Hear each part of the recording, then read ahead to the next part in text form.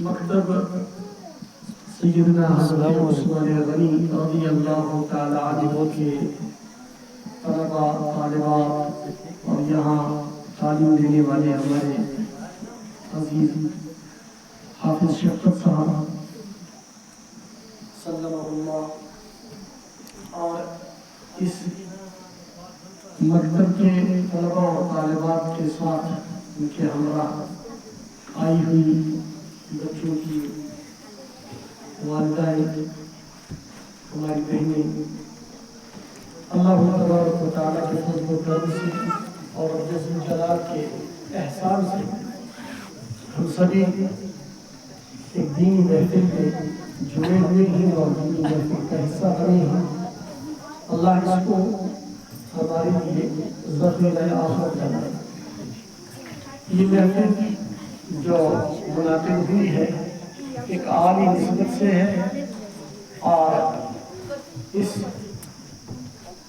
نسبت سے ہے کہ ہم قرآن کریم کا حق ادا کرنے والے اور قرآن کریم کے شیرانی میں شامل ہو جائیں۔ نبی رحمت صلی اللہ علیہ وسلم نے قرآن پڑھنے اور پڑھانے والے کو دنیا کا عظیم انسان قرار دیا ہے۔ حضور نے فرمایا خیرکم مومن، تم میں سے بہتر وہ شخص ہے علم القرآن، جس نے قرآن سیکھا ہو، وعلم، اور دوسروں کو سکھلایا ہے۔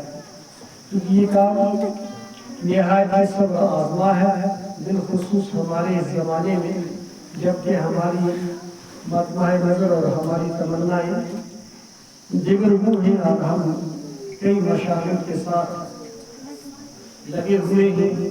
اب اس زمانے میں اگر کچھ وقت تعلیم قرآن کے ساتھ اور اپنی نئی فوج کو قرآنی تعلیم سے آراستہ کرنے کے ساتھ اگر گزر جائے ظاہر قسمت۔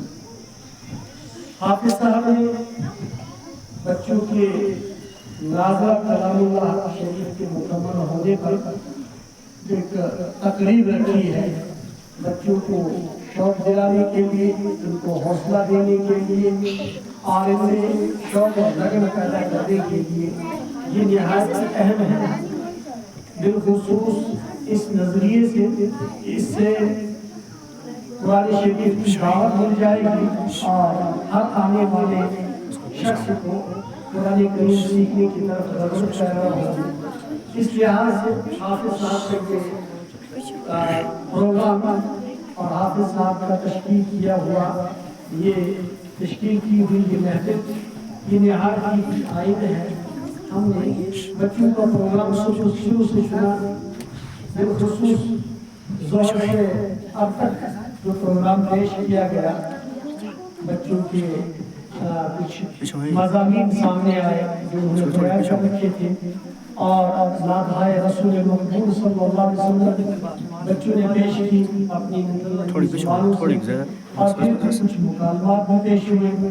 یہ پروگرام دیکھ کر نہایت خوشی ہوئی اور ہم دل سے یہ کہہ رہے ہیں کہ مکتب کے اندر اتنی محنت اور اتنی لگن، یہ لگن سے کام کرنا، یہ صبر آزما کام ہے۔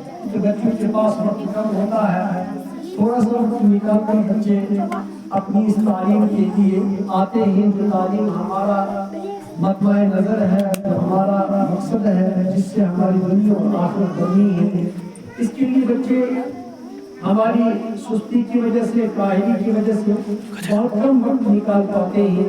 پھر اتنے وقت میں اس قسم کی محنت اور اس طرح کی کوشش اور بچوں کو اس طرح کی تیاری کرانا، یہ حافظ صاحب کی محنت ہے۔ ہم ان کو سرمایہ کرتے ہیں، ان کی تحسین کرتے ہیں اور ان کے ان مسائل قبول ہونے کے لیے اللہ کی بارگاہ میں ہم دعا کرتے ہیں۔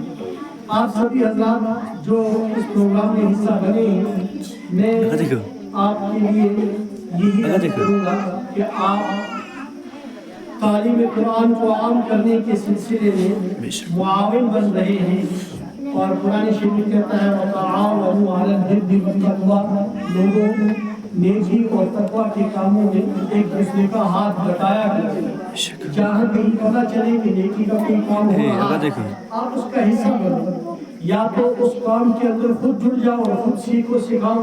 मौत तक के लिए इंसान तालिब इल्म बनकर रहे, खुद सीखे, अपना कुरान सीधा करे, अपनी नमाज को दुरुस्त कर ले, अपने रोजे के लिए अहकाम सीख ले, अपनी जिंदगी के रोजमर्रा के जो मसाइल इस्लाम में हमारे लिए रहे हैं उन मसाइल को सीख ले। और अगर इतना इंसान के पास जुर्रत नहीं है, हिम्मत नहीं है, तो कम से कम इल्म सीखने वाला या इल्म के साथ रहने वाला और इल्म वालों के साथ मोहब्बत करने वाला और सुनने वाला बन जाए। और अगर इतना भी नहीं हो सकता तो कम से कम इंसान इल्म का दुश्मन न बने, दुश्मनों की सफ पे खड़ा होकर इल्म वालों के लिए रुकावट पैदा न करे। हदीस शरीफ में इसके लिए वाइद आई है।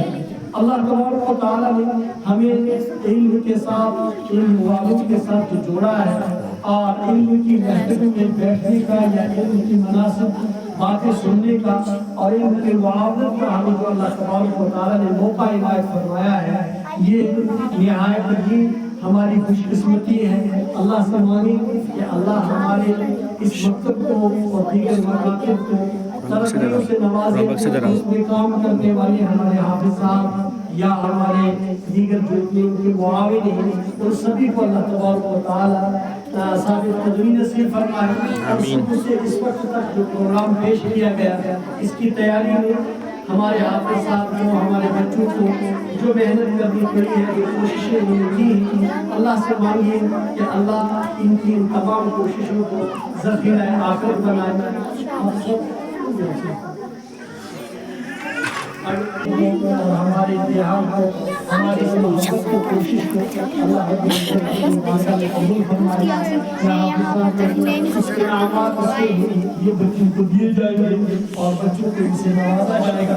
अल्लाह तबारक व तआला इस कोशिश को, ख्वाहिशों को कबूल फरमाए। अल्हम्दुलिल्लाह रब्बिल आलमीन।